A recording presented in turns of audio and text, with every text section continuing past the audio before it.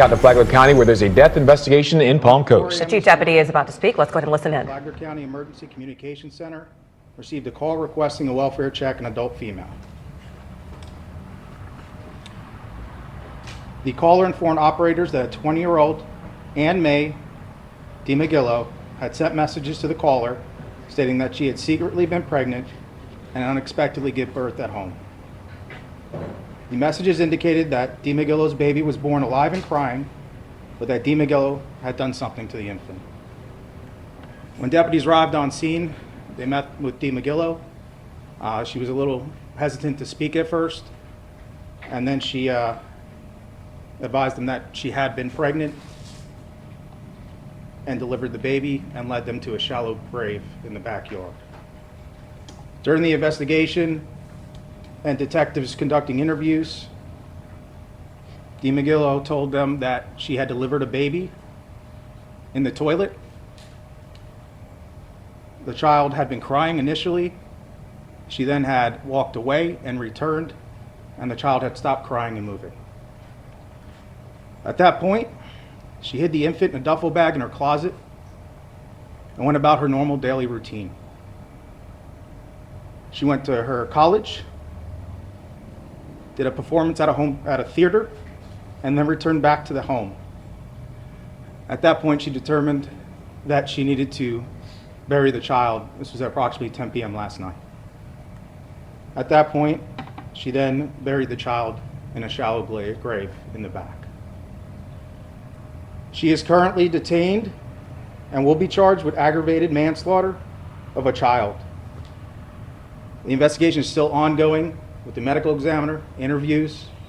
We were able to tell you that the child was a female, weighing approximately 3 pounds and was 3 pounds 6 ounces and 18.7 inches long. Under Florida's safe haven law, parents who cannot care for a newborn may safely surrender the child to any fire station, hospital, or police station, which obviously is something we encourage anyone to do. Palm Coast Safe Haven Baby Box allows for complete anonymity and is located at Fire Station 25, which was activated on September 30th, 2025. Parents can quietly and safely place their newborn inside the secure, climate-controlled box without having to interact with anyone face-to-face. As I stated, the investigation is still ongoing, trying to figure out every aspect of it. But if anyone has any information, they're encouraged to call the Sheriff's Office at 386-313-4911. Does anyone have any questions? When was the child born? I'm sorry, say that again? Did anyone know she was pregnant? According to her, no. She said she wasn't even sure she was pregnant until she gave birth. Can you describe the nature of the welfare check call? Did it come in saying it was about her, right? Or She had sent messages on social media to someone else saying that she had given birth to a baby and done something with it. So that person called us. Why is this manslaughter and not murder? Because of the fact that as of now, preliminarily, we can see that the baby was born and left. She did not make any other actions to inflict harm on the baby. Sir, I'm trying to understand this.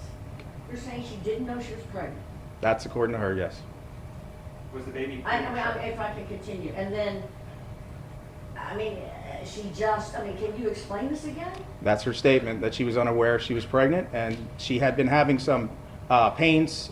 She thought it were period cramps, some issues, and then she gave birth to the child. That was her statement. And why didn't she take care of the child, do something?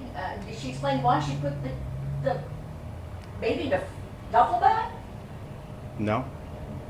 That's a question I have too. Was the father aware of the pregnancy? According to her, no. What do you think about this? It's tragic for the child, for everyone, and it baffles me.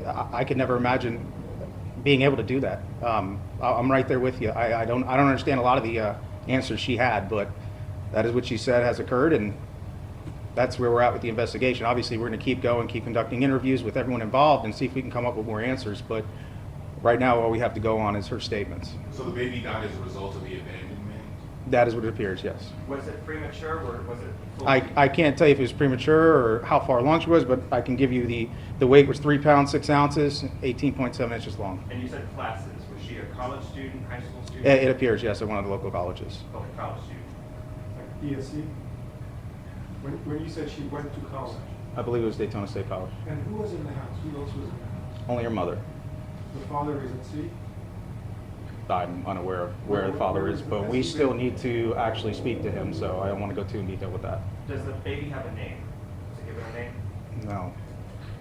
Sir, how does she act? Oddly calm.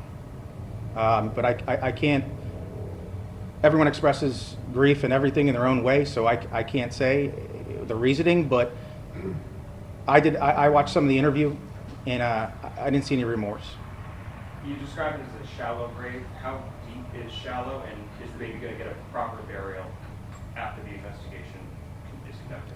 As far as the grave, deputies only had to remove, I'd say maybe 4 to 5 inches of dirt to discover the baby. As far as the rest, we're just not there yet. Was the baby wrapped in anything? No, sorry? A towel? Wrapped in a towel. It was on the property itself, Yes. in the backyard.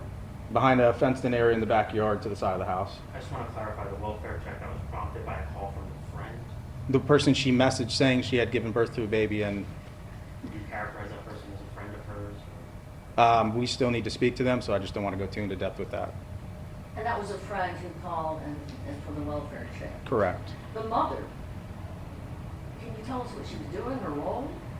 I mean, did she, when they come to the house, She was just a little reluctant to speak to deputies, but there was no, she was a little nervous, but nothing you would expect in a situation like this. Other than that, like I said, I was there for a lot of the interview, and it was just oddly calm.